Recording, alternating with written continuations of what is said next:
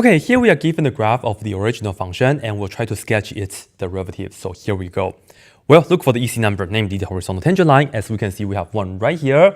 So that tells us f prime will be 0 over there. So I will just have to go down and I will have to hit 0 right here. And again, this is going to be my f prime graph. Now, I will maybe start from the left-hand side, up to you which order you want to do. But anyway, I will just pick a point that say right here maybe. So you can see that this right here, maybe it's a slope equal to 1. Well, just estimate it, but I will just go down like this, and I'll put a point that say this is my 1. Now, what's next is important. Notice that right here, this right here, it's actually a higher slope than that. So when you go down, you have to have a higher y value than the previous point, like this. And technically, this is meant to be a semicircle, all right? It's meant to be a semicircle. And the crazy thing is that when you are right here, this is almost vertical.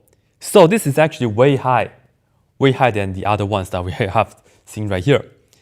So this is actually vertical. So in fact, you actually have vertical tangent. I will just put down dashed line for the vertical tangent line. So that's pretty much the left-hand side. You actually get like this. Now from the right-hand side, well, if you go right here, this is like -1. So I'll just go down to -1.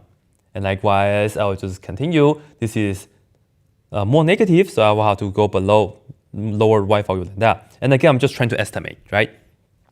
And once you are right here, again, this is going to be a really straight down already. So it's even lower, so that's the. And right here, this is meant to be the semicircle, so it's, again, vertical tangent line. Anyway, all in all, you actually just get like this. Connect the dots. Yeah, somewhat like this, all right? So again, just try your best to give the best shape possible, and that's it. So again, once again, that's the semicircle graph, and that will be the derivative for it.